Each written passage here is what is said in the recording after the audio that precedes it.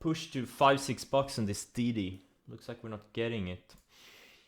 There are some potential mean reversion trades setting up. I was hoping for more push on some of these, like Square, Shopify, Snow, SPXL. And everything gold related is flagging nicely. That's great. Chris, I love you. I love you too. I'm back. I was back on Friday. Oh my god, Moss, this is the one I bought at $41. And now it's at 64. Okay, yeah. Nice, I took a loss on it.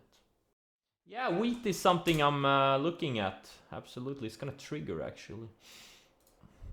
Looks like we're gonna have mass starvation soon, so if the war continues. So buying some WEAT ETF may not be a bad thing. No idea. You want to make 200 million trading very small stocks? Good luck. Just a hint.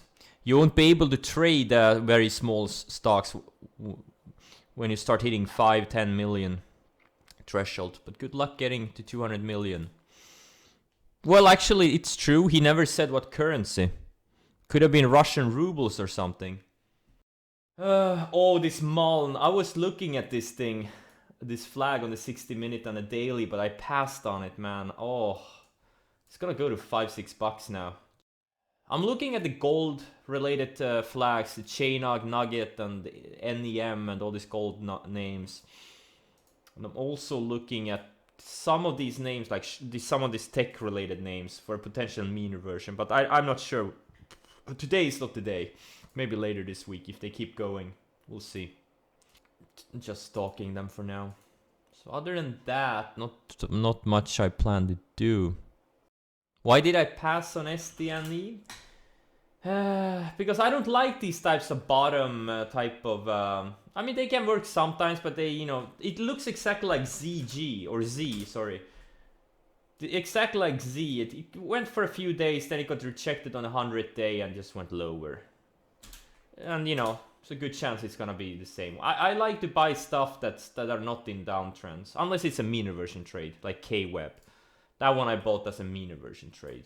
But, you know, like EPs or breakouts of the lows. Not with my time frames. I usually want to hold stuff for weeks or months. You know, those usually are tricky. To be honest. WEAT ETF is nuts. If there's any confusion where the volume came from, that's me. I just doubled the volume. You can do whatever size you want. This is the great thing about some of these ETFs. They like, you look at the volume, it's like, oh, there's no volume, but you can do whatever size you want. Best thing ever. I'm like the worst pumper ever. I'm a failed pumper. I need to make money on my own. I'm too dumb to be a good pumper. I'm such a loser. You front ran my first ad? Oh, Jesus Christ. Am I that slow? Oh, this is embarrassing. Hey, Stock Daddy, did you front run me on NEM? Hopefully. Man, I hate you guys. That's why I always make more money when I'm not streaming. I always make more money when I'm not streaming. Wonder why. Moss making new... Okay, from now on, no one is allowed to mention Moss. I can't believe it. I said it before. I bought it there at like 41 or 42, I think it was. A decent size. And then they reported, I think it was...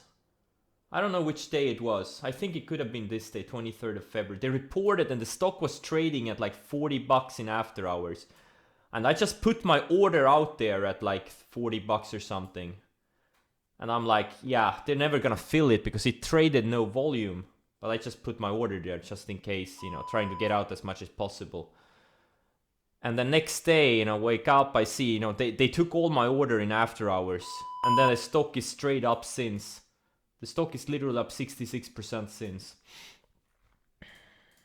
So I took a loss on this stock. LAC, yeah, this LAC is interesting on the monthly and yeah, weekly looks really good. I would prefer it to tighten up a little bit. TAN, yeah, it's the solar ETF. It's I don't know, but I'm looking at some of these solar names, EMPH, SCDG. They look good. Yeah, the strength. You know, as long as energy prices keep going up, you know, these things will go up too. They're all correlated. It's energy too. As long as oil prices go up. So you think shorting Tesla feels very risky because shareholders are very emotional? That's the dumbest thing I've ever heard in my life. Okay, you need a setup. Okay, you need to study setups. That's what you need to do. And you should start following the instructions on the screen. Get a little bit of grip at what type of setups there are, and you know, just study hundreds or even thousands of you know, variations of the same setup. And then you can forget all about these dumb things like shareholders are very emotional. You're overthinking things. Tesla shareholders are exactly like shareholders of every other stock. No difference.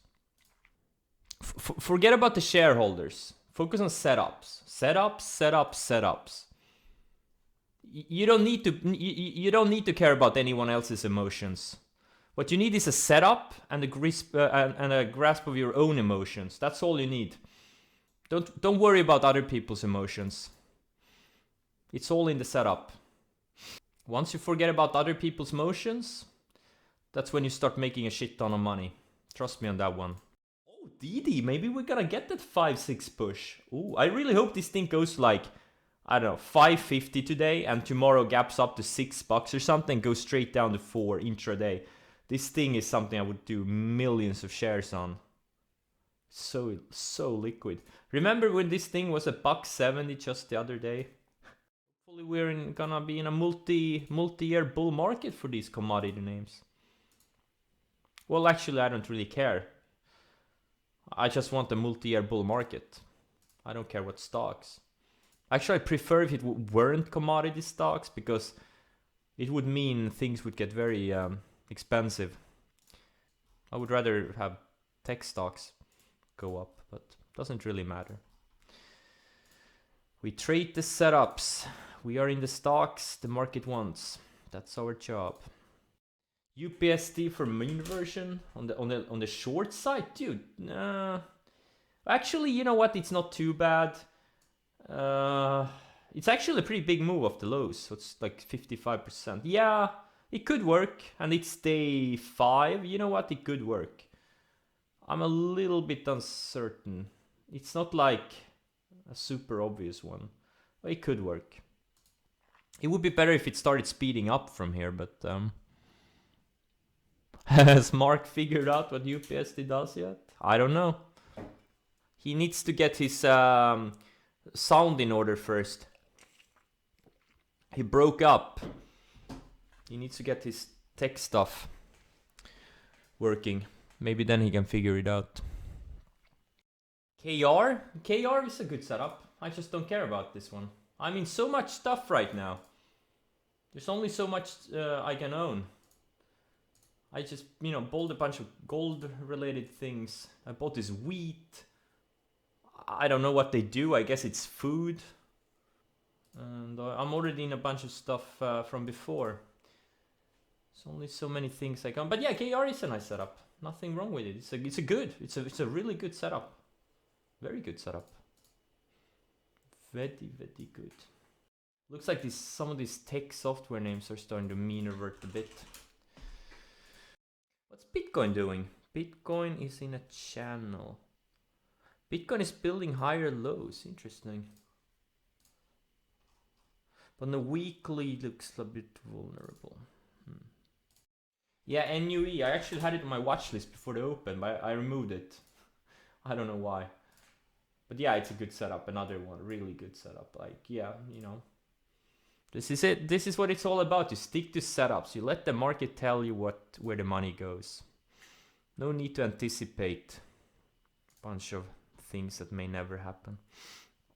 DDS following through at the, oh yeah, I finally broke this long base on Friday.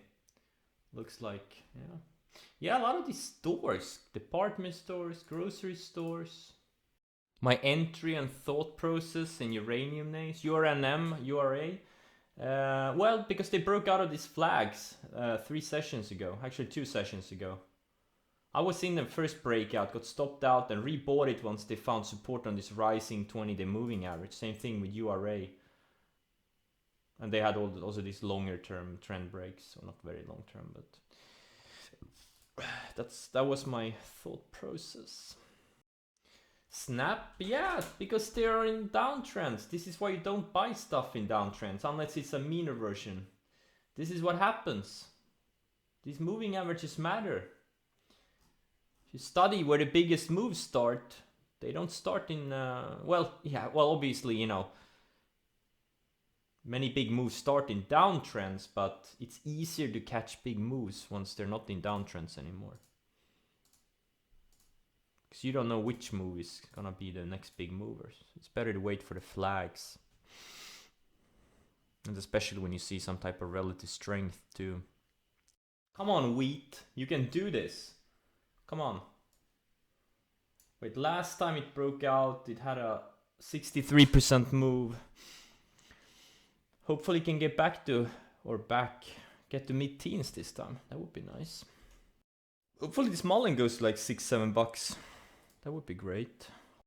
Alright guys, thanks for joining. See you tomorrow.